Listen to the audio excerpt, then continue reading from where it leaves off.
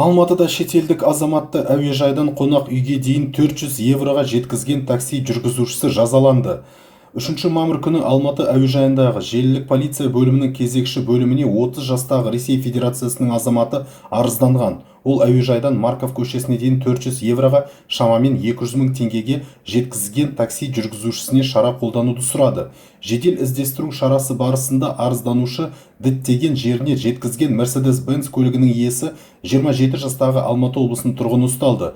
Жауап алу кезінде ер адам өз кінәсін мойындап, азамат Кулаковқа ақшаны толығымен қайтарып берді, деп хабарлады көліктегі полиция департаментінен.